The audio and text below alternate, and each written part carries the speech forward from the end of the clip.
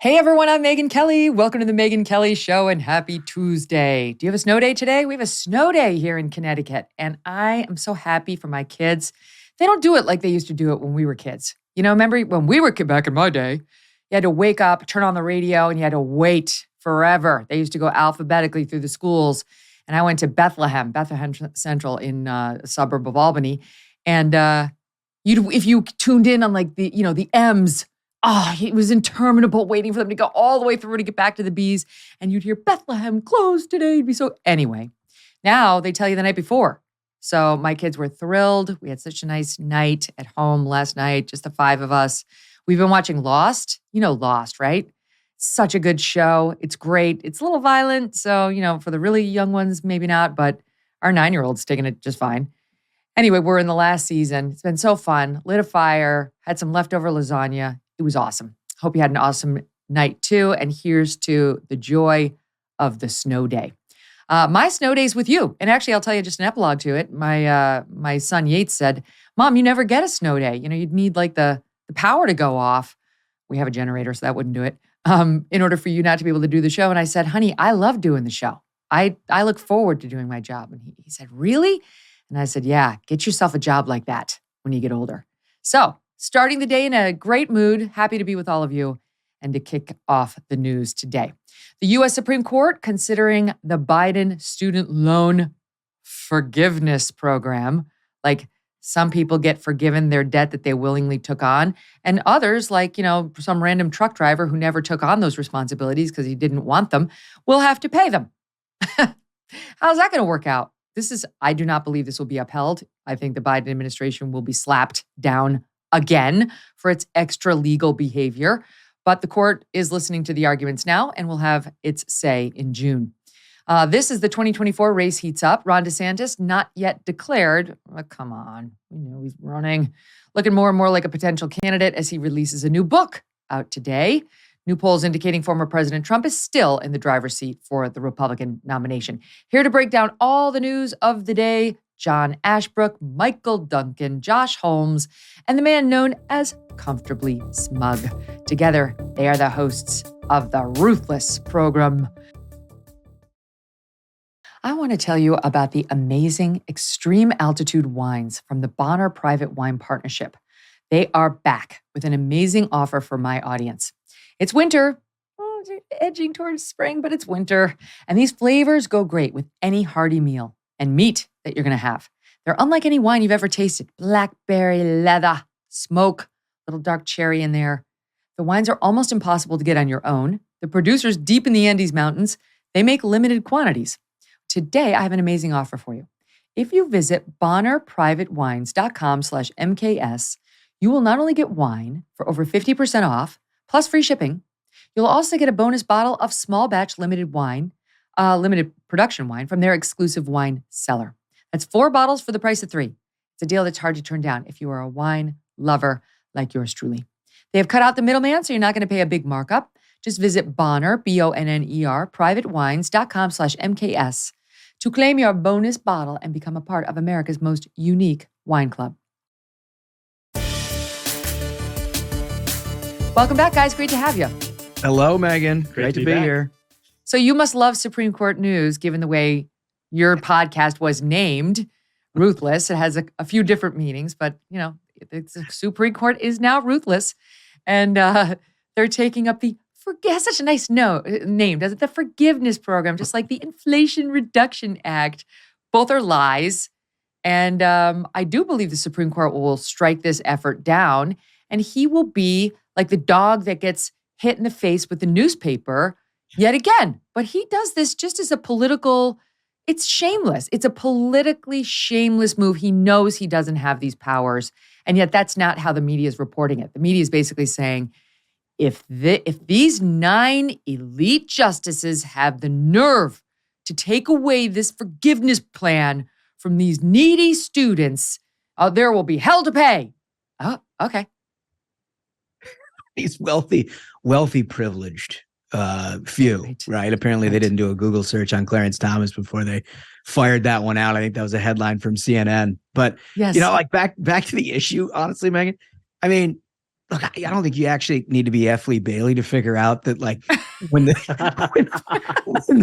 government in the executive branch just appropriates $1 trillion from one side of the community to the other without the legislative branch, that seems a touch unconstitutional to me. Yeah, and then the whole thing about it being a plan, they keep calling it Biden's plan or his program. Like, this was something that he lobbied for and got through Congress. Yeah. Right? Like, it's not just an executive order that with like a pen, he can be like, oh, $1 trillion is going to these people, my voters.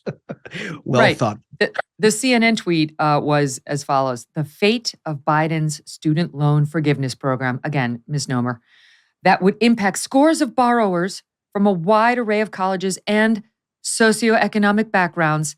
In other words, these are the poorest of the poor, not rich lawyers. Don't believe your love and eyes, right? Okay. Lies in the hands of 9 relatively wealthy people who graduated from a short list of elite private schools. Like, talk about missing the issue. It's unconstitutional, CNN. I get you like it, but it's unconstitutional. I mean, this is how the left sees the law, though, Megyn, right? I mean, they don't ever argue the law or argue the facts or argue the constitutionality of something. It's whether it feels good, right? Mm-hmm. Whether this is something that befits an organization or people that we have sympathy for, right? I mean, it's mind-blowing to me also that they can constantly delete the presence of Clarence Thomas on this court. As if this is someone, if you've done even a cursory amount of background on, you understand that this is not a man from privilege. This is certainly not somebody who you could put in a thimble of elite in this country. Right. Probably the most unbelievable story to the rise of Supreme Court in the history of justices. I mean, Smug, you've been all over that. Yeah, that's the thing that really upset me about, trying to describe these as privileged individuals. I've mentioned it before on the show. There's a really great documentary about Clarence Thomas. And one of the things that you learn is at one point, all of his possessions fit in a small paper bag when he was moving from his grandmother's house. Everything he owned in the world fit in a brown paper bag, and the man became a Supreme Court justice. That's a triumph of this country. And now they're attacking him as being privileged and not these college kids who refuse to pay the debts that they willingly took on. And another point of when you try to make this a socioeconomic thing, the data shows the vast majority of people who would benefit from the student loan forgiveness are wealthy, liberal, white elite students. Right. They've taken out massive loans at these schools for degrees that clearly can't generate any sort of an income that would allow them to pay back such a massive loan. So why should the rest of Americans be on the hook for them? It's outlandish. It's unbelievable. And like you mentioned, Megyn, what makes it so much worse is the way that the media has tried to portray this. There's one reporter who I saw this morning, Stephen Mazie, who's the Supreme Court reporter for The Economist. This is supposed to be someone who sticks to the facts. He's the worst. He's the worst. It was essentially an activist when he says that, if these people decide not to go with student loan forgiveness, it'll make the Supreme Court, which is already being questioned, more unpopular. He's undermining the Supreme Court of the United States after a left-wing lunatic tried to assassinate Justice Kavanaugh, and they're continuing their attacks and saying that the Supreme Court is supposed to be some kind of a popularity contest by giving handouts to Biden voters. Right. You are out of the running for prom king. That's it. You author this decision. It's done. This is why Thomas's background is so inconvenient to their narrative. And they knew this was coming. I mean, this is why Joe Biden worked overtime to block Thomas from the Supreme Court back in the 90s. They remember all the lies they told about him, everything they did to try to stop him, because they knew that his mere existence was completely debunked the fiction of their narrative about everything in our society. And if you want to talk about elite private schools, just look at some of the Northeastern schools with $80,000 tuitions that maybe most listeners haven't even heard of, with these elite students who come from Manhattan and places like Connecticut. Yeah, sorry, Megyn. It's true. No, I prefer to refer to it as New England, if you don't mind. Yeah, okay. That sounds just extra snooty, but with fireplaces. No, but you're so right. And a nice leftover lasagna. To me, it's so aggravating. It's like, I did not come from a family with tons of dough. My dad died when I was in high school. My mom was a nurse. My mom had to put my brother, my sister, and me through college with my dad's insurance money. I had a lot of debt. I put myself through law school, And I had $100,000 of debt when I got out of that school. And you know what I did? I got a job. I wanted to be a DA. That's what I wanted to do. But it paid $30,000 a year and I had $100,000 in debt and I was tired of being poor. So I sold out and I went to the big law firm and I made $85,000 a year my first year out. It was amazing. I felt like such a success story. And I paid off my debt in 5 years. And I was very proud of myself for doing that. Now, yes, if Biden had swooped in, maybe I'd be a DA. How would the left like that? Me as a DA in New York City? I don't think they would have liked that better. I'd love to see that. That would be. That's what most people do. Yeah. And then, I mean, it presents a moral hazard question where going forward, if things like this are allowed, what's next? Blue states that voted for Biden, their mortgages, the rest of us have to start paying for them. There's no limit to what they're asking for. It was rent forgiveness, student loan forgiveness. They essentially want to turn half this country into a piggy bank for the other half because it benefits this administration politically. That's such a good point. That's such a good point. And at what point are we going to talk, when we talk about student loans, are we going to talk about the obligations of the universities and colleges around here? Huge, right? Huge. I mean, the idea that all of a sudden the taxpayer is just sort of saddled with these enormous costs. Let's just throw the constitutionality out entirely. Let's just say this happens. All of a sudden, the American taxpayer is saddled with these huge costs of higher education for this country, and nobody has asked for a price tag. Right. There's not a single person who's like, does it really cost $80,000 to educate a kid in this country? To redo your senior year. And like, let's have a look at these endowments for a second. Right. Exactly right. $2 billion endowments. Maybe we could pay off those student loans with the interest off those multi-billion-dollar endowments. Let's start taxing the shit out of those endowments. I mean, if you want it, then be careful what you ask for. Right. Yeah.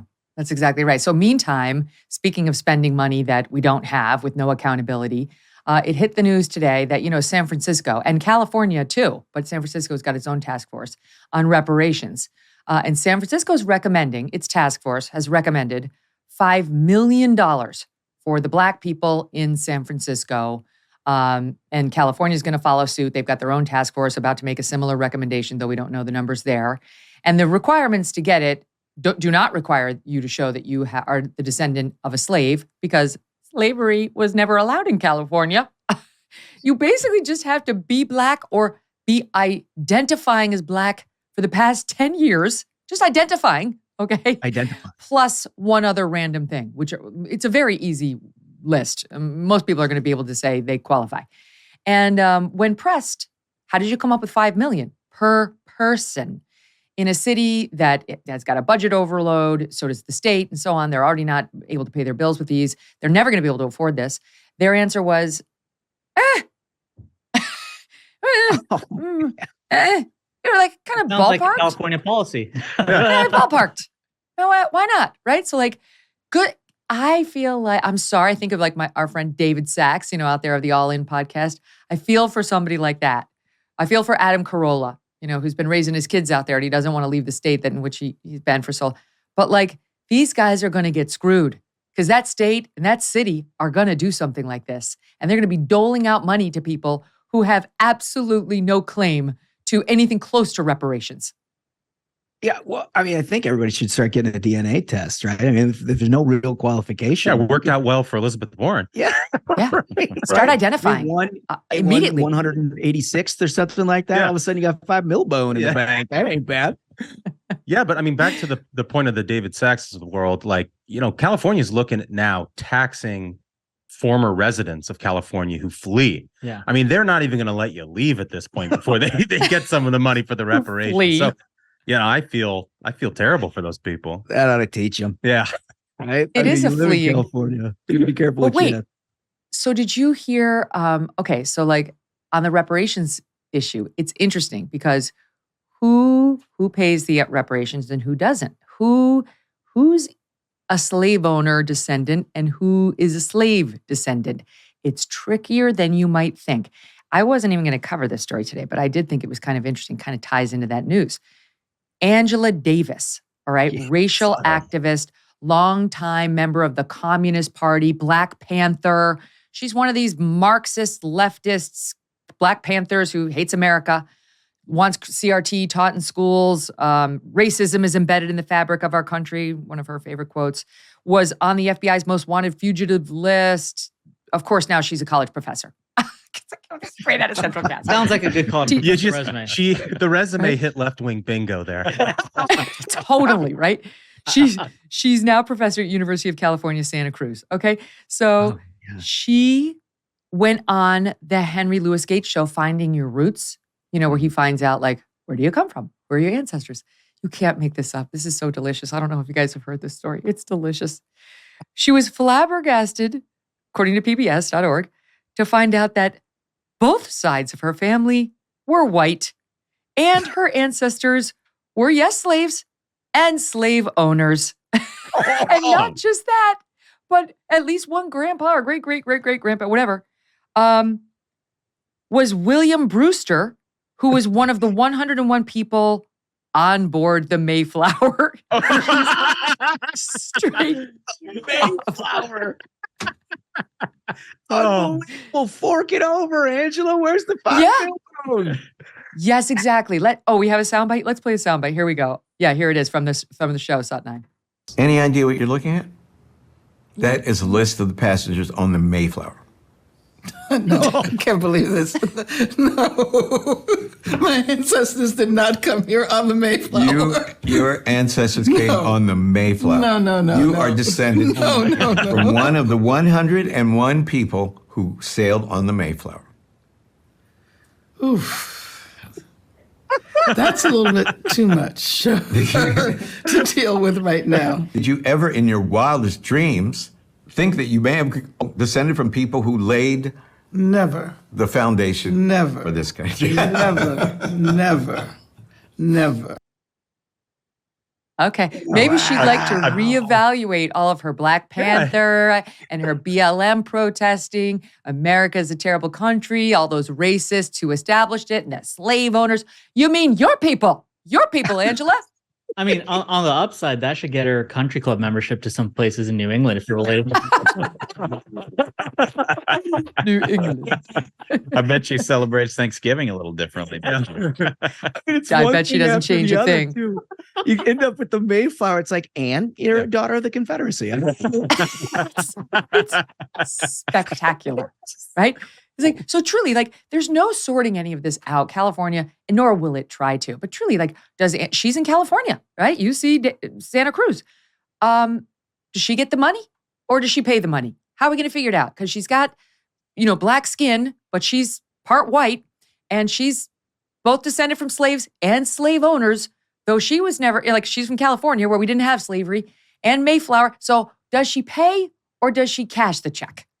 I mean, this highlights the idiocy so perfectly, doesn't it? I mean, the idea that somebody that came from the Mayflower is now somehow subjected to reparations simply because of their worldview, and also highlights basically how people like her have used race as an organizing principle for ideological issues. Yep. Right. Basically being a communist, anti-America, all of this sort of left-wing Marxism that has now come to fruition under the BLM banner is because people like this, they're just doing what they're doing is organizing around race, right? I mean, and somehow using that as a justification for their views rather than their views having any sort of justification for the betterment of the people they claim to represent, right? And it is an ugly past, but boy, that's shot in Freud if you've ever seen it, man. Yeah. It's Isn't incredible. it perfect? So can I tell you guys, so my producer put this in front of me. I'm like, what do I care about Angela Davis? It's kind of mildly interesting. And then I'm like, wait a minute. She's in California. This is the state that's about to hand out these reparations. All the left is so pro. And it's like people like her, these radical activists who are really pushing this. And so it really does put a pin in the idiocy of this entire exercise. And it's like fun for us to laugh about it because we're not there, thank God. Right. But can you imagine if you were a hardworking, good faith Californian who just was kind of stuck there because you were raised there and now your mom's there or your dad's there and your kids were, it's like Adam Carolla. He's stuck there. He's going to be stuck with this lunacy. And we need a rest. We got to get our flowered van and go by and get him and David Sachs. I mean, at the same time, you have to consider there needs to be justice for Mayflower descendants. They've had a rough Yeah, landing on Plymouth Rock. Tough deal. All right. They wear buckles on their hats. Here Not to mention is Thanksgiving. I mean, for crying out loud. here's the perfect segue into why people do what they do. People like Raquel Saraswati. Okay, you may not know that name, Raquel Saraswati. You might know her as Rachel Elizabeth Seidel, which was her real name for a long, long time until she decided she was no longer going to be white. Yes, I remember this woman is, you can see her picture here. She looks Muslim. She has darker skin. She's got the drawn-in eyebrows with the headscarf. She is white as the driven snow. She's whiter than I am. She is as white as they come. Here's the pre. And in case you're thinking she looks like Italian, I don't think she's even Italian in her pre-transformation photos. She is British, German. She has a little Italian, they said. Okay, but mostly British, German. And you would never know that if you saw her resume, let's say 2 weeks ago before this scandal broke. She's the new Rachel Dolezal. Yeah, this woman, right? She likes the lasagna. Of course, was the chief inclusion officer. She's the chief DEI person at the Philadelphia Quaker-founded social justice firm. Wait, is that her on the bottom? That's her. The Daily Mail has her little girl picture. She looks like kind of like a boy. I have that same haircut. No offense intended. But she's as white as they come. She's white. She is white. She's white as the snow on my front lawn right now. And then she transformed herself into, okay, hold on. I want to make sure I don't miss any of the things. Okay, let's see. Checking a lot of boxes here. Got to make sure to get this one right, though. I got to make sure to get them all. All right, hold on, because the Daily Mail's been all over this. And so actually, was it The Intercept that broke that first thing? Okay. She represented herself as multi-ethnic, as a queer person of color who happens to be Muslim. She said that she was, I think, Latina and Muslim and gay and something else. And the only thing, it does appear she's gay. She was in a gay marriage, though they divorced. But this woman, looking at her background, she's like 2 steps away from me growing up. She had basically the same upbringing I did. She went to the Emma Willard School in Troy, New York, which is this very Tony, pricey private school that I couldn't get into. I went to public school, not far from where she went to her fancy school, private boarding school. She wound up living nearby in Wyndham, which isn't far away at all. She had blonde hair. She was visibly pale. When she was a junior in high school, decided that she might become a Muslim because her roommate was too. And she was excited by that. And by the way, when contacted by her family, they said she's chosen to live a lie. We find it very, very sad. We have no idea why she is doing this. Like, they've known forever. But you guys know exactly why she is doing this, why she decided that being Rachel was no longer good and she had to be Raquel, and that, Rachel Elizabeth is now Raquel Saraswati. You know exactly why she did it, because there's so much currency in being a person of color, a minority, and she rode it all the way to the top of this organization. What do you make of it? The problem with the left is they've turned demographics into qualifications. So of course you're going to end up with these frauds because it's a fraudulent system to begin with. When you're judging, Martin Luther King said you shouldn't judge people by the color of their skin, but by the character of who they are. And looking at this article describing the situation, says Oscar Pierre Castro, who helped hire Saraswati in June 2021, says he feels conned as her ethnicity played a role in her recruitment. Great. A person of color, a queer person of color who happens to be a Muslim. It's a woman. All these things. And someone who seemed to get it. Those are the qualifications they were hiring on. Not on whether someone was capable of doing the job. And so, of course, you're going to end up the same way that people on resumes will be like, I'm proficient at Word and Excel, even though they've only opened it once or twice. She'll be like, I'm a queer person of color. Now she's going to get in her car and move to California and become a millionaire. Yeah. I mean, it's the brand new Just gold have to rush. identify. Just identify as. In 2017, listen to this. She told Philly magazine, all too often, progressive and well-meaning people ally with organizations and individuals in marginalized or targeted communities without consulting those on the margins. of those communities, like LGBTQ, SIA people, dissidents, women, minority sects, racial and ethnic minorities, et cetera. Of course, she's referring to herself. She's mad that progressives allying with people in marginalized communities like Latinx, whatever, and like Muslims are forgetting the queer Muslims and Latinx like her, which is a lie. Right. The whole thing is a lie. Then on her Facebook but that's page, what this whole DEI thing is, right? The whole DEI thing is really a jobs program. That's what it is. Well, they didn't pay the toll. Right. Is what's offending her. Exactly. I'm qualified to be this. Give me a salary. Right. And it's like what Smug said. It's like when you create fake qualifications, of course, it's going to be a magnet to people who are fakes who want to exploit that, totally. For their own ends. It's like, it's incredible. When you're a hammer, everything's a nail. well, what's to stop? I mean, truly, what is to stop with this racial obsession at colleges and so on? So, some kid from just being like, yeah, I'm Black.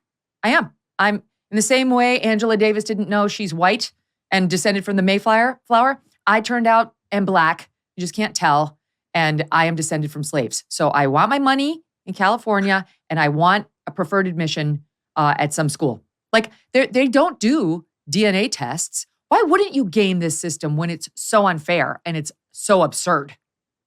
Yeah, I mean, they would, right? I mean, I think that's what we're seeing is that all of these people who have basically faked their resume, faked who they are, trying to get involved in a fake profession, quite frankly. Mm-hmm. But there's something a little bit more sinister about this situation in that she's not only doing it for her own identity and her own employment prospects and everything else, but once she's there, she's also then moving this entire movement forward to try to create new identity politics amongst whatever profession she's overseeing, right? Mm-hmm. It becomes worse and worse and worse. It gets more fraudulent as it goes along. And they've created this, what is a cottage industry at this point in corporate America of trying to adhere to this fake set of criteria of credentialing. Right. It doesn't have to stop with this news article. It doesn't have to stop in corporate America. She can move to Massachusetts and run for Senate and then run for president. And, then she'll be famous. And that's even more famous. This entire system is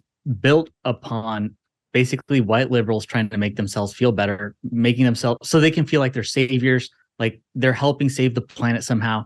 There was an article that NBC put out yesterday that said diversity officers hired in 2020 are losing their jobs, and the ones who remain are mostly white. That tells you everything about what this cottage industry is focused on. Is it's to help white liberals have good feelings that I'm a good person. I'm enforcing my beliefs, grounded in nothing, not in facts and qualifications of whether an individual is capable, but on a system of where we can divide and conquer. And that's what the system is based on. And oh, by the way, we certainly oppose school choice because we wouldn't want any of these kids to actually get an education. Oh, yeah, absolutely. No, no. Unions at all costs. I mean, at all costs. Speaking of the white liberals who feel the need to do that, Smug, did you happen to catch Sally Fields at the SAG Awards the other night? I did not. He's not a big SAG award. I don't know. No, nor am I. I did not watch the SAG Awards. My great team gives me the highlights if they think they will be interesting. And this one was. So Sally Fields gets up there. And I think Sally Fields is like in her 80s now. I mean, she lived a long time. She's accomplished a lot. That's why she got the Lifetime Achievement Award. And this is how she chose to use her time. I was a little white girl with a pug nose, born in Pasadena, California. And when I look around this room tonight, I know my fight, as hard as it was lightweight compared to some of yours. I thank you and I applaud you. Get it? Little white girls don't have real problems compared to anybody who's a person of color. So I just let me make clear I have zero privilege arriving on this stage, irrespective of what little white girls are going through across this country right now. You're dirt. You don't matter. You have to apologize. Whatever you accomplish, you have to make sure you subjugate yourself to random persons of color whose background may be far more impressive than your own, by the way. Just assuming that they're all victims who have had a shit life that they've had to overcome is racist, Sally. But that's where we are. Yeah. By the way, you got to hit the swear jar again. Right. Oh, I did it again. Yeah. Well, I mean, It's also super cringy to watch, right? I mean, she's standing on stage like with Lifetime Achievement Awards saying, Right. well, it really wasn't much of anything. It's you random black guy sitting in the front row that's having the struggle. I mean, it's just so it's absurd. It's bonkers. It totally demeans and diminishes any person of color in the audience to try to say that everyone here is a victim of circumstance. I mean, I would just be so offended personally.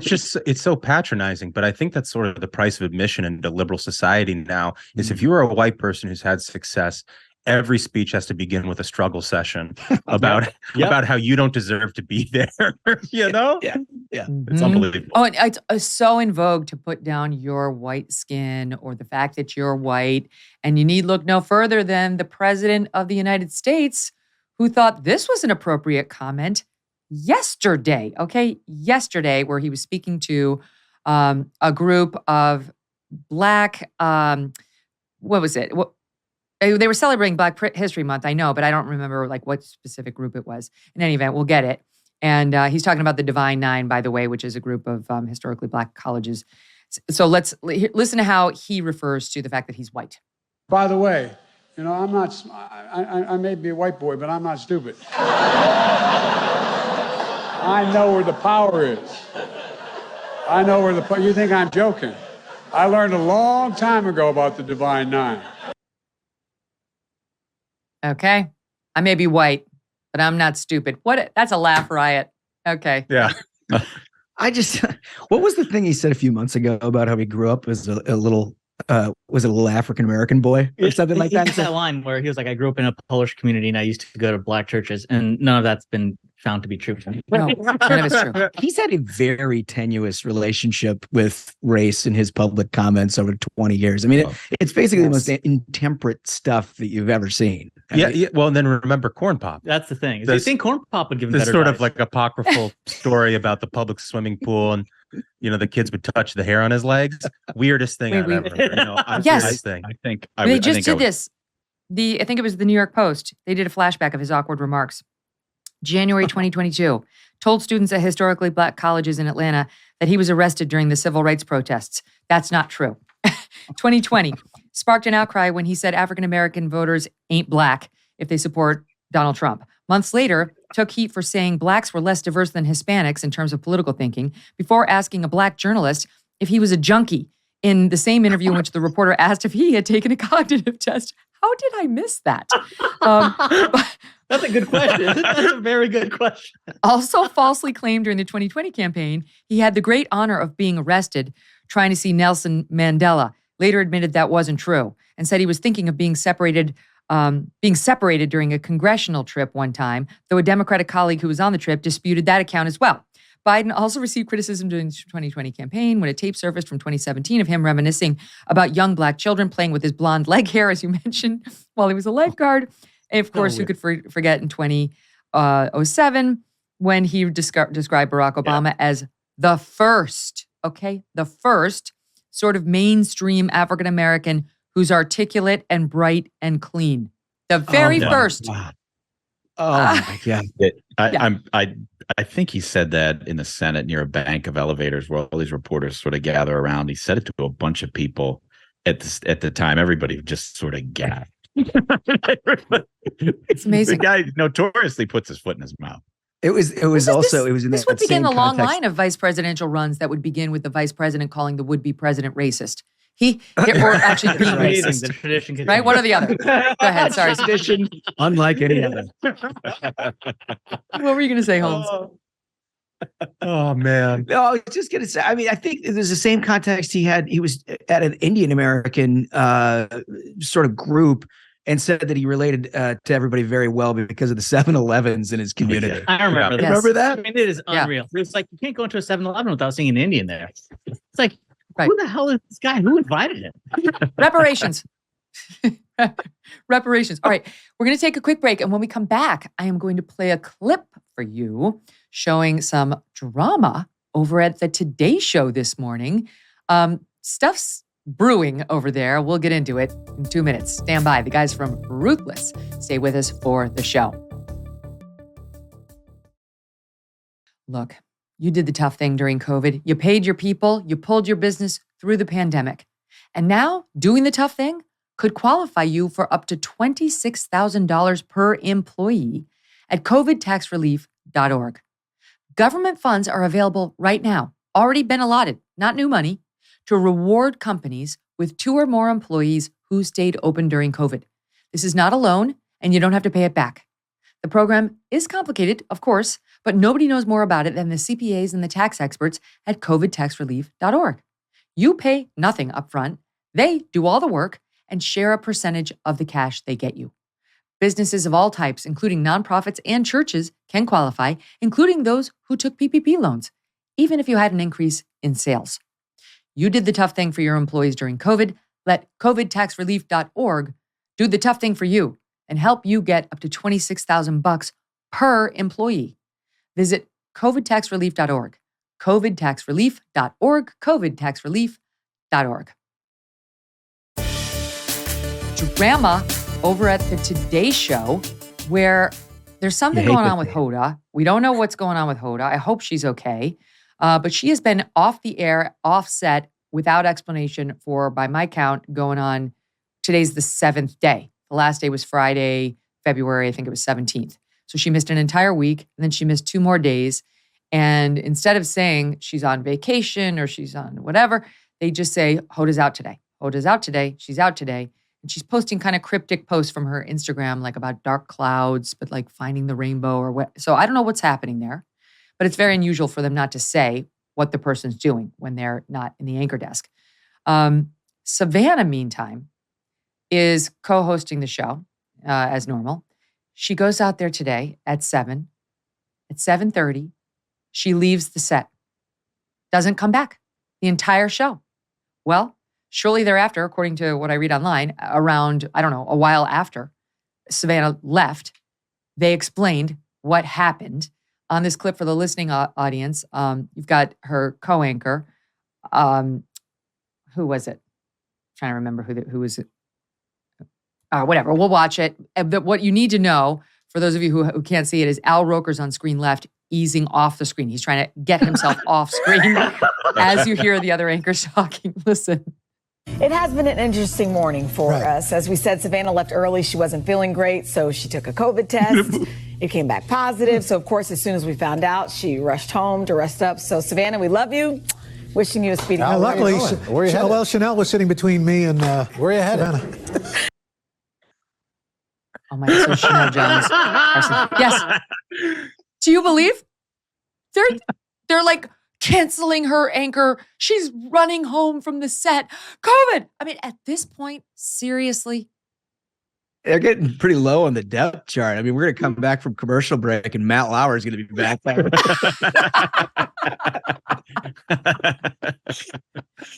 Like, is anyone still even testing for COVID? I love that Al Roker's disappearing like the Homer Simpson meme into the hedge. And the cameraman didn't know, does he want me to follow him? What's going on? Tracks left a little. He's like, this guy's just trying to dip out. Like, I'm pretty sure if you get COVID, like if Chanel got COVID from Savannah this morning, you're not able to then transmit the COVID within 2 seconds of inhaling the COVID from the first person. Pretty sure. Someone's going to have to fact check me on that. But I mean, it's amazing to me. These guys are leftists, and it's amazing to me to see how the leftists still live, like under the grip of COVID, terrified. She's got to leave the set immediately. Even to say, like, I'm going to take the COVID test. I don't test for COVID anymore. Who's testing for COVID stuff? I mean, I think Roker kind of had a good move because he knows that if he catches it, they're going to have to jab him again. He's going to have to tweet out, yes, I have COVID. However, I am grateful that there's a safe and effective vaccine on the market. People go through that. My life and millions of others. Yeah. Well, by the way, this is reportedly Savannah's 3rd bout of COVID. And I guarantee you she's had all the vaccines and the boosters because you won't be able to go into 30 Rock without them. There's zero chance NBC's not requiring all the boosters. And this is the 3rd bout of COVID. I mean, all of it is just it's such a perfect indication of how the left, and especially the left in New York, continues to live. I'm also a little bit curious if that was the first time Roker knew it was up. No, right? They're like, they just told the anchor that like, this is the announcement we have to make. And they're like, hey, by the way, everybody's got COVID. And he's like, oh boy, this is. but back to Megyn's point, like the thing that's most amazing to me in that is like, we've been over 3 years into this now. And Roker still has no idea how the transmission of this virus works. Like, nobody's coughing in your face, dude. Like, you're going to be okay. But their inclination, their knee-jerk reaction, all these years later is still like, oh my God, burn the witch. She has COVID. I want to know details of what happened. Did they have a hazmat team go in, cover Savannah, and like plastic wrap and airlift her out of there? Like the way that they're just terrified. Just give a bath of Purell and send her on her way. And in fairness, Megyn, Michael does not have the most sensitivity towards this sort of thing. I have zero. He could have COVID all the time and think that it's totally appropriate to go to a stadium event. I'm with him. I'm with just him. trying to share my natural immunity. Okay. Yes. Well, that's the thing. It's like we all have it, and I got dollars to donuts that Roker's there in an N95 tomorrow all day on set. Who's gonna take me on? No way is he showing up without the N95 tomorrow. If he shows up at all, right? I mean, it's got to be a quarantine process, as we all know. 10 days if you're exposed. No, that's right. Doesn't matter what the CDC says. Of cloudy like skies, rainbows. Like that's going to become a new thing. Not the weather, folks. You just got to look for the bright line. Now, speaking of media news, over at CNN, we get an announcement that they're unable to fill the very big shoes of Chris Cuomo. The void left by Chris Cuomo was just too big, guys, and they have ceased in their effort to replace him. As far as I know, the Don Lemon spot is still open as well, even though it was definitely 100% a promotion when they pulled him from that job and put him on the morning show with co-anchors. Okay, it was 100%. So now they really are. Originally, it was reported maybe they were going to do variety programming, like da da da da da da. We like a good variety program. We like that. Totally stealing your act. Stealing the Ruthless program act. And now they're just going, instead of having an anchor be the star, they're going to have the news be the star. And they're going to do a series of town halls, which I will tell you right now won't work. They should start calling me. I'll give you that advice for free. That's not going to work, Chris Licht. You should call me. No, I don't want to join CNN, but I got all sorts of ideas for you. First of all, develop a bench. Get some sort of rising fucking talent who you can put into the main job. Sorry. Is that your buzzer or mine? That's your buzzer. I think we've inspired your team with the buzzer. Yeah. I've never heard the buzzer. Anyway, there's no bench. He has no stars. And they're wrong. The news, yes, okay, during the Trump era, the news could lead every night. The news would draw people in. But the reality is, as you guys know, especially during the lean Biden years, the news isn't that exciting every day. You cannot rely on a stupid town hall to make people tune in every night. This guy, I'm sorry, he's a nice guy like Chris Licht, but he's failing so far. Well, the news could be exciting if they decided to cover it. You know, if they decided to hold the Biden administration accountable, the news would actually be very exciting. But they view the Biden administration as their bench. Jen Psaki got her job at MSNBC. Now Karine Jean-Pierre is just waiting for her spot to in CNN primetime. Maybe she's going to lead the variety show. Smash bringing out the mallet today, huh? No, but I agree with you, Megyn. I think this will be as interesting as the call-in line on C-SPAN. You know, it's just not going to work. It's just not going to work. At least that's unpredictable. If nobody actually is watching, do you actually have a vacancy? I mean, how many people they have watching primetime CNN now? No, like 100 grand. It might be. Well, there was. Yeah, no, it's way fewer than watch the program or this program. So there was one report that he's really trying to get Gayle King because, you know, keep in mind, Chris Licht, who runs CNN now, used to do the CBS morning show with Gayle King. And with all due respect to Gayle hasn't solo anchored a program and put numbers on the board. She was put in an ensemble cast in that morning show, and it did okay. That doesn't mean she can do CNN primetime and get a number. It does not mean that. And there's actually a report that he's also trying to get Charles Barkley to go over there. Awesome. Now, he's interesting. He's actually kind of interesting. I might watch that. Yeah, very funny guy. I was going to say, I put more money on that than I would on Gail solo anchoring a primetime show on CNN. But the problem is that CNN's audience has fled. And now you're seeing the rearranging of the deck chairs on the boat as it goes down. 100%. I mean, it was a tough product. I mean, this is all back to Zucker, right? I mean, he basically recreated the entire network to make it an opinion show with subpar talent. You know, and Chris Cuomo. I mean, imagine thinking in your head that we've lost it all. Yeah, he's our franchise player. Yeah. But to your point, they've done it to themselves over a period of years where they just lied to their audience and took their audience for granted day after day after day. Little by little, people leave and they're not coming back. You can put Charles Barkley on. The guy's very funny. He's got interesting set of politics. I think he would bring a breath of fresh air to their nighttime lineup. But you could do all the song and dance routines that you want. People who are lied to over and over and over again are not interested in being lied to again. Ashbrook, that's so true. And that brings me to Stephen Colbert. You guys saw the report, of course, yesterday, Department of Energy now, and not just the Department of Energy, but like this super stealthy group within the Department of Energy that's an expert on labs, was tasked specifically with taking a look at whether this was a lab leak that started COVID or something of natural origin, and came out. They said, all right, low confidence on it, but it was a lab leak. It was a lab leak.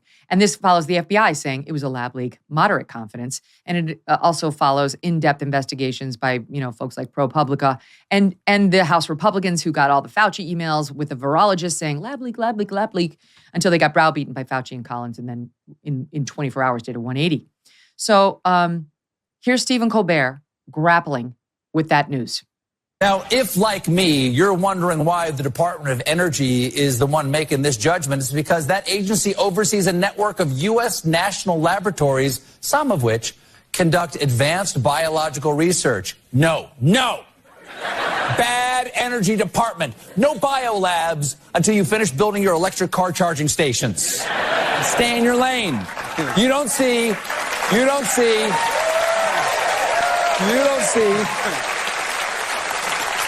the Census Bureau building nukes. But whatever. Who am I to say? They're the energy department. I'm sure they're smart. They wouldn't release these findings unless they were absolutely confident. What's that? They made their judgment with low confidence. I mean, right? I missed the apology for all the misleading he did. I mean, that's the dedication to dogma. It's a religion for them. They can't give up the fact that they lied to people. They didn't let the truth get out. They silenced and harassed people who tried to talk about the truth. They just can't cope with that. Yeah, and they try to make a joke about it, and it falls flat. Colbert used to be very, very funny. His material is getting old, and it's just not as partisan good. And dumb. You know, I mean, it's just completely ridiculous.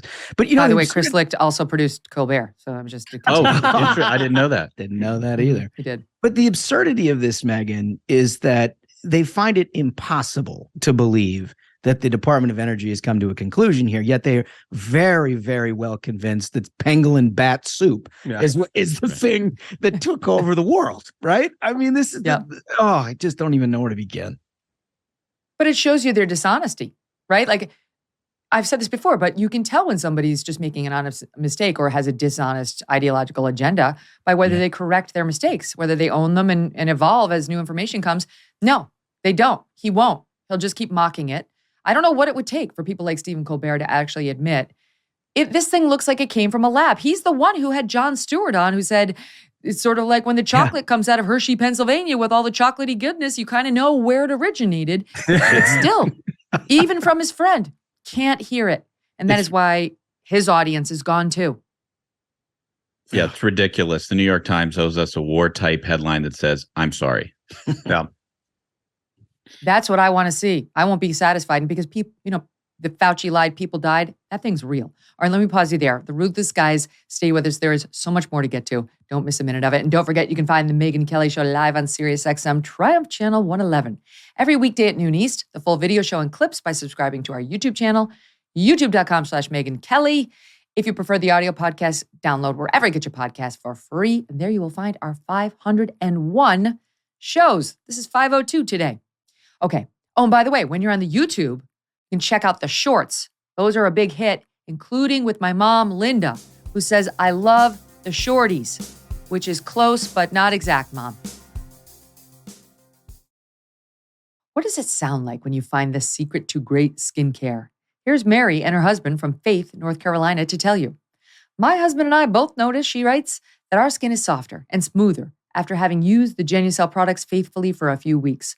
Our skin looks brighter, our wrinkles look softer and less noticeable, and the bags under my eyes are less visible. So happy. Best of all, she continues, they are easy to use and apply, even for my husband. Genucel products target all your problem areas, like Mary's, plus dark spots, skin redness, and even a sagging jawline. Genucel works for men and women of all skin types. And with its immediate effects product, see results in 12 hours guaranteed or your money back. Right now, Genucel's most popular package, all their best stuff, includes their new probiotic extract moisturizer for visibly healthier, more youthful looking skin, free. Go to Genucel.com/MK60. Genucel.com/MK60 for surprise savings at checkout. And for a limited time, any subscription order will include a free beauty box plus free shipping. GENUCEL.com/MK60. Check it out now. All right, let's talk politics, guys. This is your bread and butter. And John Fetterman, you may have heard, is seeking the help he so desperately needed in getting his depression worked on, inpatient care at a hospital. So this is serious stuff. For we have no idea how long. And I don't know about you guys, but if this were happening to my husband, who had just had a serious stroke within the past year, and now my husband's back in the hospital for the second time in a month because Fetterman had to return to the hospital before the depression for stroke complications of some sort, I'd be right there. I would be with him. I would be at least swinging by every day. Maybe I'd be bringing him his favorite candy or just holding his hand. Well, you're not if you're Gisele Fetterman. Duncan, I saw you having a particularly interesting reaction to this online. Just so the audience knows, Gisele Fetterman has decided to not go to the hospital, but go to Canada. She has taken her children, she has gone to Canada, and she is posting pictures and videos of them ziplining over Niagara Falls. Niagara Falls. Wait, we have a soundbite of it? We pulled a soundbite? That's even better. Let's watch. Went ziplining over the falls, and August got stuck. They're trying to rescue him now. Good times. So fun. John, who? I mean, this is such a pattern that you see with her where, I mean, it almost became a running joke of every photo that she would take with Fetterman was a selfie of herself and then maybe a little bit of Fetterman's head in the photo. Be like, hey, we're doing great.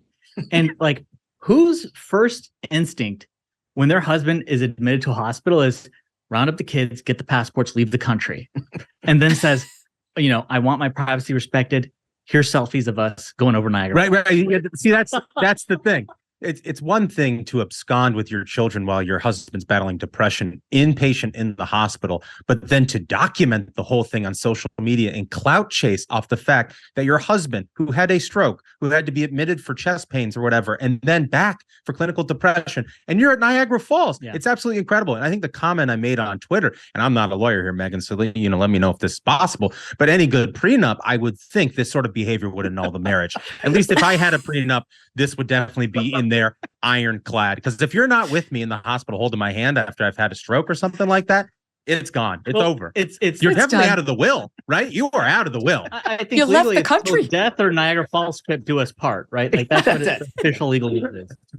Like she literally left the country. You're right. It's the thing that it looks like a pattern because he was suffering very clearly in the aftermath of that stroke.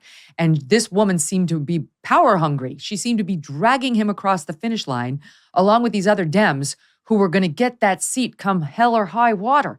And now they have the nerve to talk about the Republicans as though they're being really cruel about this whole Fetterman thing. Like, they're being really heartless in even raising any questions at all about his mental health or his health in general. And it's like, I was reading this thinking, the Republicans are being cruel. First of all, the Republicans are not mocking Fetterman for having had a stroke or having depression.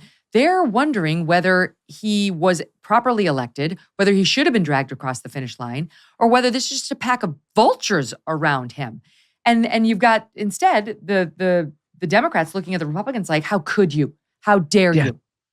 What Democrats always gloss over is the fact that they had plenty of time to find another Democrat to run for Senate in Pennsylvania. It didn't have to be him. They could have taken better care of him, and they could have put somebody else up for that very, very stressful experience between the summer and the fall. Well, and the truth is they probably wanted to, right? I mean, there was no public reports that would indicate that, but they actually recruited a challenger to Fetterman who they thought was, as a sitting congressman, Connor Lamb, a much more formidable candidate against Oz or whomever than Fetterman himself. And so I'm certain the conversation was had, which makes all of this so much worse, right? Because you expect at some level the Democratic Party and Chuck Schumer and all those folks to be soulless, completely power hungry idiots without the best interest of John Fetterman in mind. What you do not expect is that Fetterman's wife would be down for the ride, which she clearly was throughout, and now you see this post-election after everybody had assured us that he's totally fine and he's wandering the halls of the Senate. I mean, literally incoherent. Reporters can't ask him questions. He can't go to committee hearings. They're trying to figure out ways for him to be able to read and follow along, but there's no clear indication that's even true. And that's, I think clear. This is conjecture, but I assume him grappling with his own limitations, many of which could possibly be permanent, is where this clinical depression comes into play. Because when you have a stroke, there is a 6-month window where you can get back cognitive function and ability. After 6 months, if you read any medical journal or anything, after 6 months, it gets much, much, much more difficult. After 6 months is pretty much where you're going to shake out back with your cognitive function. And so I think he has to wrestle with the fact that he could have ruined his chances to gain back more function by continuing on with this very stressful job of running for the United States Senate. And maybe his wife had something to do with that. I don't know, but it makes you just feel shitty about the whole thing. And the way the media portrays it, folks like Kara Swisher say that this is no different than someone needing eyeglasses. Oh, yeah. He's not facing any kind of a setback that, in 6 months, he'll be completely normal. And what he has, because during the debate, which, I think that debate told you everything about what the condition was like and how outlandish it is to force this guy to continue running.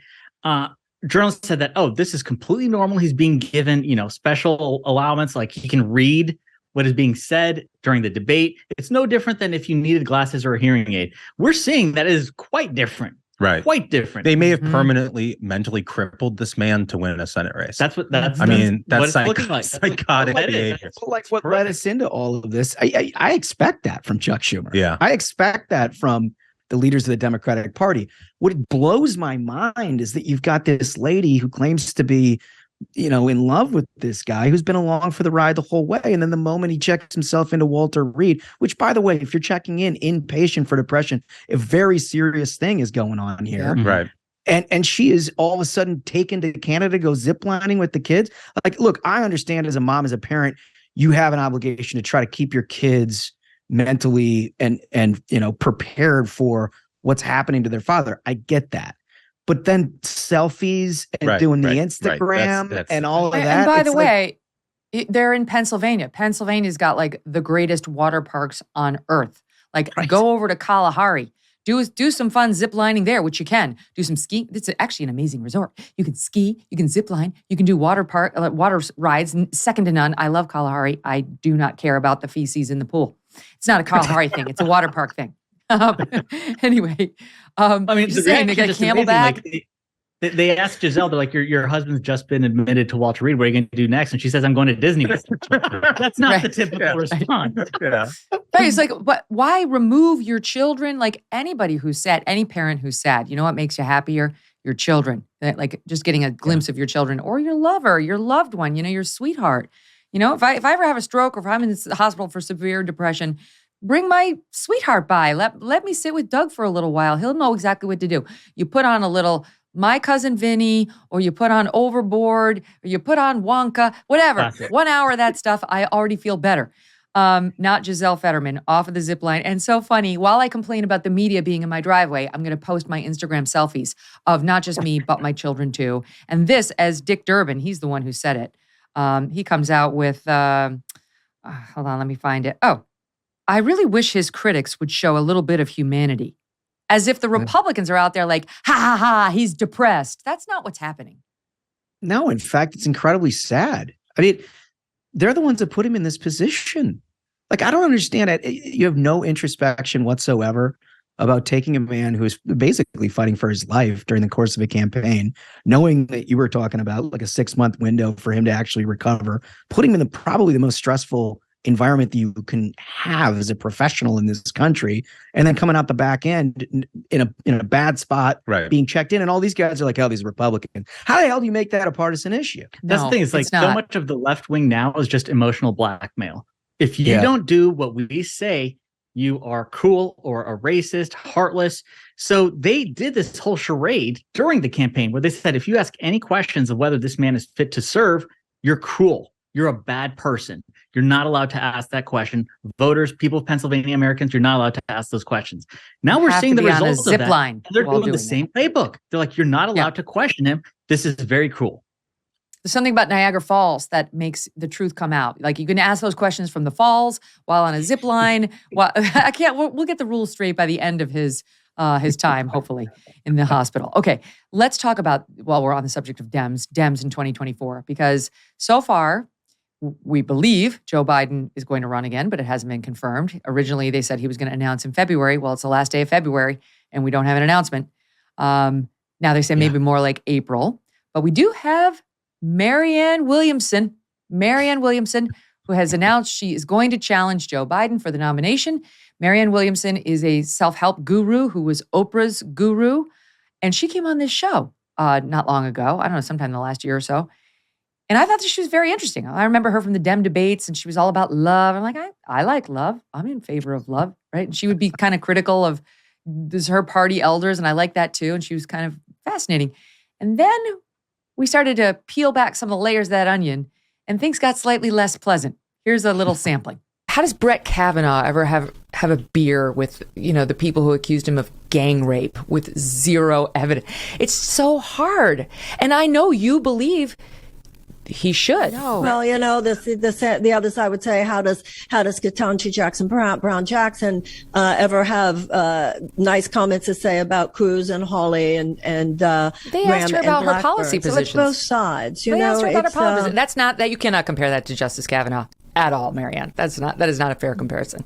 My point is that you and I, we have to do it like right here, okay? Like right here. So Marianne, we're having a debate. You drew a false equivalency. This isn't a friendship. This is an interview. And I'm challenging you on your false equivalency. My false equivalency. So tell me where my false equivalency is right now. That asking Ketanji Brown Jackson about her rulings on people who look at child porn is in some way comparable to calling Brett Kavanaugh a gang rapist. You cannot put those two things even close to in the same category. The way I'm talking about the tone with which she was spoken to. Oh, it's the tone. Wow. Oh, the tone. Oh, now we got it. Emotional blackmail. Episode 288. Episode 288 if you want it. But do you believe that? Like, love, love, love, love, love. Except if you're going to challenge me, then you can F off. Right. That was an incredible exchange. And, kudos for holding her to account for such an insane. Yeah, you had an extra cup of coffee going on that one, Megyn. That was nice. It was my glasses. It was my powerful glasses. It was right before my LASIK. What was done to Brett Kavanaugh is horrific. That moment of seeing his wife in tears behind him during a moment, which is something that he'd worked so hard an entire life to accomplish with her help, with her at his side. Something that they've accomplished together. And it was turned into an insane circus using that lawyer who Stormy Daniels' lawyer. Michael Avenatti. Who's currently in prison. Right.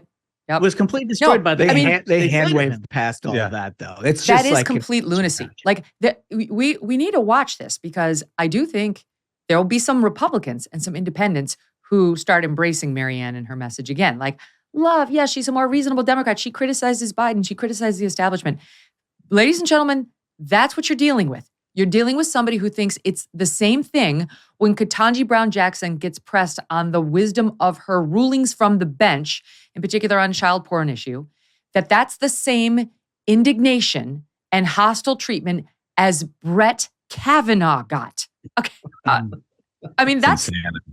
Okay. Well, how's that go? I mean, she's a Democrat, right? I mean, it kind of goes with what we've been talking about all along. Yeah, and it's not just on issues like Brett Kavanaugh. I feel like this is the price of admission into the modern Democratic Party. Because, I mean, you go back to the issue of like election reform, trying to strengthen the security around elections, like, Brian Kemp in Georgia.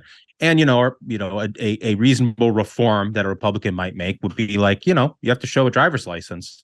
If you'd like to vote, you got to prove who you are. That is super racist. Or maybe people shouldn't be able to campaign, next to a polling location. They got to be 100 yards off and they can't be handing out swag.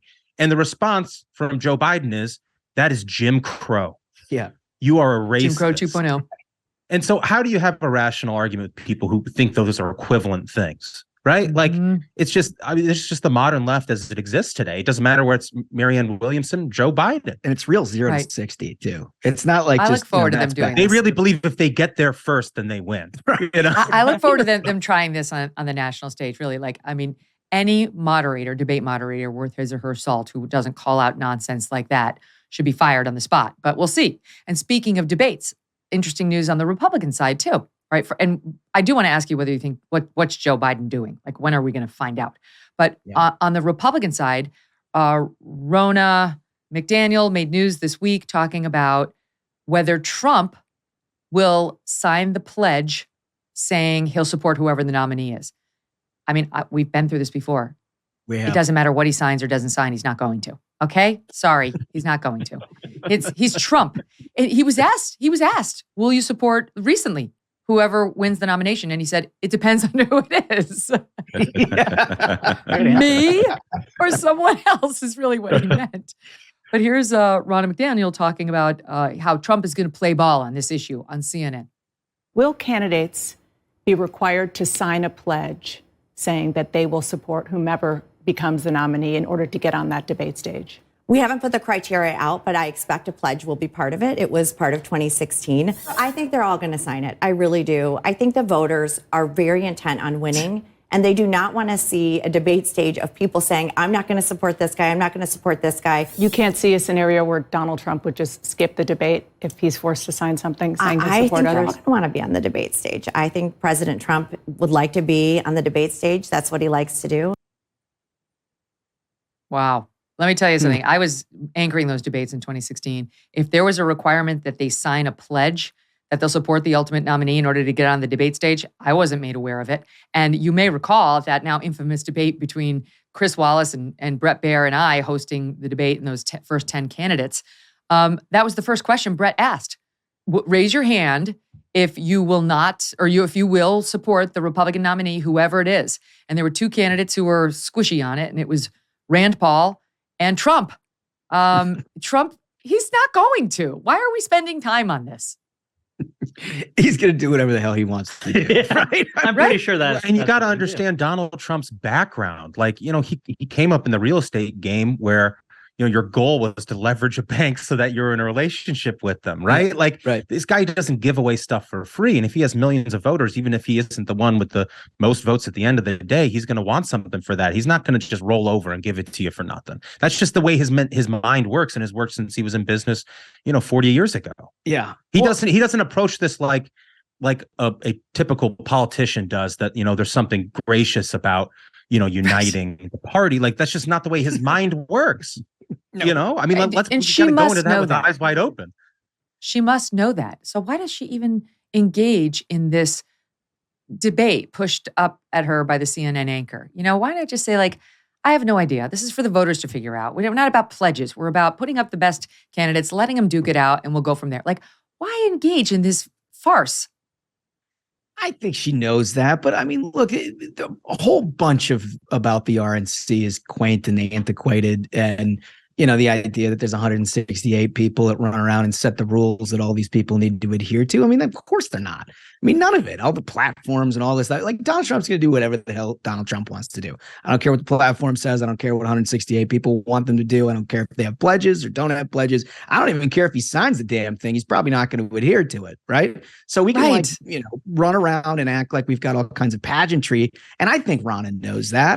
But I think she also has to play the role as a chairwoman for the party, and she has to reflect the concerns that these 168 people have, and they still think these things sort of matter, I guess. That's a good point. That's a good point. She's not just representing Trump and his constituency who would like her to give the middle finger to Dana Bash. It's a bigger party than that. And speaking of which, Ron DeSantis hasn't made any announcements yet. He hasn't said a thing, but he did just release a book called The Courage to Be Free, Florida's Blueprint for American Revival. One could almost surmise that this is sort of a blueprint for the path to the presidency. He's going on, as far as I can tell, a mostly Fox media tour with a bunch of conservatives sort of in his sights, and kicked it off last night, I think, with Mark Levin. Book is published by HarperCollins, owned by Fox, and so on. But right now, if you look at the Real Clear average of all polls, Trump has 43.2, DeSantis has 30. So he is still struggling to take over Trump. And of course, there are still lots of names over on the right-hand side of the ledger who are likely to get in. So far, the only ones we know of are John Bolton. Ish. Is that for real? I didn't know that he announced. He announced it on Good Morning Britain. He said he's running. How'd you miss that? Jeez, what a come on, Holmes. And then you got Vivek Ramaswamy, who has announced. Even his announcement is foreign adventurism. That is so good. Yeah, no, I didn't know that. That's fantastic. Well, and you had Nikki Haley announced. So, Nikki Haley. How did I forget Nikki? Mm-hmm. But look, DeSantis, I think from his point of view, the great challenge of running for president is that you got to announce and throw this big rollout together so people actually show up and cover you, and you can be a part of that conversation. He's not had to do that, right? I mean, everywhere he goes, he steps out of the governor's mansion in Florida, there's going to be 100 cameras there listening to what he has to say. And so anything that he's trying to do from a messaging standpoint is sort of indistinguishable from what he would do as an announced candidate anyway, in terms of trying to be a part of the national conversation. So I don't think that the delay here is hurting him. But I do think at some point you're going to see these candidates, and Trump has already done this, I think to a certain extent, Nikki Haley and others have started engaging him. Right. And that is where it gets a little bit more tricky if you're not a candidate. I should clarify that Rand Paul was not actually squishy on whether he'd support the nominee. It was something we suspected behind the scenes at Fox, that it could be Rand and Trump who would be squishy on that, but ultimately it was only Trump. Well, Trump is actually running. Trump is announced, and Trump is back in the news. You guys saw he went to Ohio last week. That was good. He was handing out the McDonald's and making jokes about himself and his love of McDonald's and all that, which many people thought was a good move. Ohio back in the news, of course. And Pete Buttigieg, who's been taking a beating as our transportation secretary for being a little slow to get out there. No, it's not about whether there was a fatality on this freight car. It's about the danger to a whole swath of Americans who are being, we think, misled that their water's clean and their air is clean as the animals and the fish are dying around them. That's what it's about. He keeps pointing out, Trump never went to the site of train derailments. Trump never even said his transportation secretary. How is this the issue? But here's Pete Buttigieg talking about this issue rather than just owning it. I should have gotten out there earlier. I do care. Here's all the things I'm doing. Here's his messaging on it. I'm MSNBC on Thursday. You take down regulations, you water down regulations, you weaken the power of the administration to deal with freight railroad companies, and then you show up wanting to be a great friend of the people who have been impacted by a rail disaster. This is somebody who, as far as I know, never went to a derailment site when one of those happened on his watch. What do you think? I think, well, first of all, I don't know if you've noticed, but Mayor Pete has been criticized in the mainstream press lately. Have you guys noticed that? I did. And one of the things that we know to be true about the mainstream press is the only time they criticize a Democrat is when another Democrat stands to benefit. And Marianne Williamson might be the only announced challenger to Joe Biden, but Mayor Pete wants to run for president too. And Mayor Pete looks terrible. I mean, even though he showed up in East Palestine in costume with the orange vest and the hard hat, pretending to act like he knew very what he was like doing. Michael Dukakis in a tank. It looks like John Kerry crawling through the space suit. You remember that? Yeah. He looks awful. And the only person who is laughing harder than us or our audience or Megyn's audience is Joe Biden. I truly believe that Joe Biden wanted Mayor Pete to be at the Department of Transportation because he knew about Mayor Pete's ambitions, and he knew that that's a difficult place to manage, and he knew that he would crumble just like he is right Yeah, now. it's just like when he made Kamala border czar. Exactly. It's like, here's this problem we refuse to fix. You're in charge of it. The guy can't put a sentence together, that's an but he amazing can work thought. the inside game. Yeah. Biden's got a mean streak in him. He's got a mean streak in him. It's ruthless, to steal a term. The Washington Post had an article, and it was incredible how they framed it. They said, sadly, we haven't been able to say that Trump and his deregulations were responsible for this. So number one, they're badly. their whole purpose is we haven't been able to find a way to pin this on Trump. We're going to keep at it. We're going to keep the opposition research continuing, but we haven't pinned it on it yet. So number one, Pete is lying. Right. He's trying to pass the blame, and he's acting like he hasn't been on the job for over 2 years now. Right. But also, what the hell kind of answer is that? I mean, this is an actual person that's in the government who's charged with trying to make people's lives better in one form or fashion. And you're criticized about your response to, I mean, by the way, there wasn't like an atomic cloud over any city in America when President Trump was president in a rail disaster that caused it. But his first reaction, rather than saying, we got to get this right, I got to get there, we got to figure this out, is to say, well, they didn't blame Elaine Chao like this. Yeah, it's whataboutism. Yeah. Oh my God. Like I can't. It Such a blows my baby. mind that you even think that way. It's because he cares more about the optics than professionalism. He cares more about the politics than the people in East Palestine. We know this. Everybody knows it. Mayor Pete is not qualified for the job he's been given. Absolutely unqualified. And maybe, just maybe, all of these calls for resignation that are bubbling up around Congress will be heard, and maybe this is his last year on the job. Yeah, hopefully. Here's how Trump responded. Trump sent out a truth on Truth Social. Speaking of that Washington Post piece you referenced, where they said Trump's not to blame for this. Wow, is the Washington Post becoming legit? They just reported that the weak and totally ineffective Secretary of Transportation, Pete Buttigieg, it's Butt, capital B, capital U, capital T. Then lowercase edge. You walked us right into that one. How would you suggest we respond to this, Megyn? I don't know what to say about that. I'm sorry, but we're going to miss him when he's gone. It's so good for Trump to have this situation of Mayor Pete has just looked terrible throughout this entire crisis. Right. And President Trump shows up in a massive plane, like it's Air Force One, looking presidential, shows up and listens to the people. He doesn't have, I saw all these video clips of Mayor Pete surveying the ground in East Palestine, and he had basically guard dog comms people surrounding him, pushing away folks who were trying to ask questions. Yeah, meanwhile, Trump looks like FEMA, like there to rescue with water bottles. He walks into a McDonald's and starts handing out food. He waded into the crowd. I mean, the contrast could not have been starker. Yeah.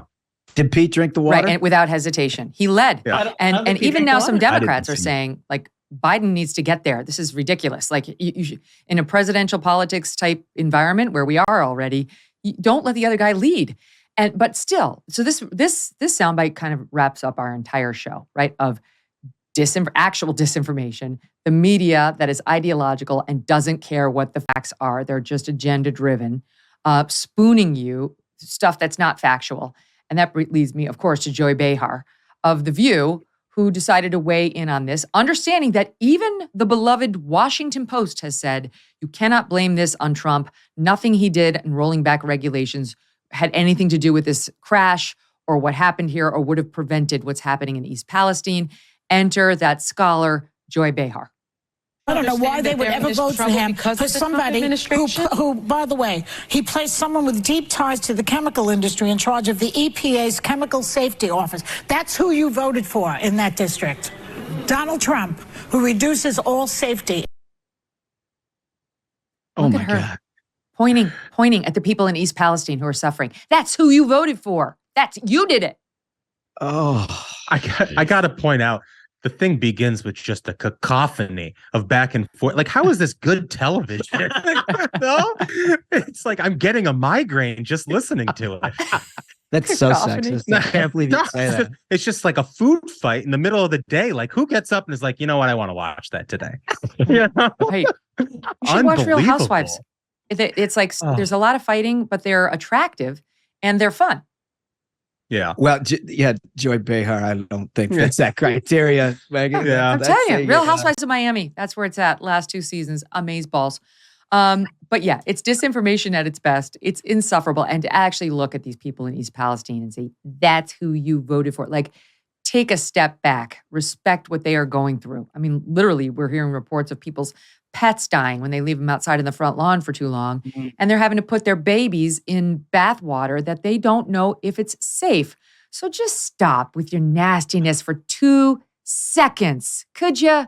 Stop for 2 seconds and think about somebody who's not a multimillionaire sitting her ass on the set of The View and judging people in middle America for voting for somebody who might be a little different. That's what they did when they put Trump in. Yeah, it sort of reminds me of whenever there's some sort of tragedy, a tragic shooting or something in the country, every Dem Oppo group in the mainstream media tries to spend the next hour researching whoever the shooter is to figure out if they voted for Donald Trump, right? I mean, the first inclination isn't the horrible tragedy that's happened to real people with lives and jobs and families.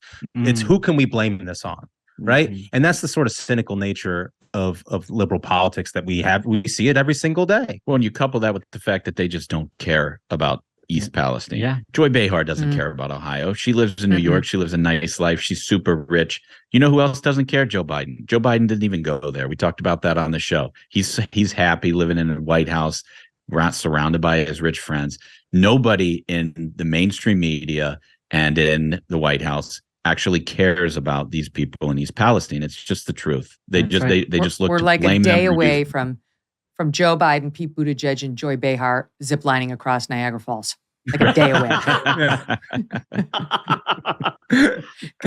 Guys, always a pleasure. Together, they are ruthless and well worth a listen.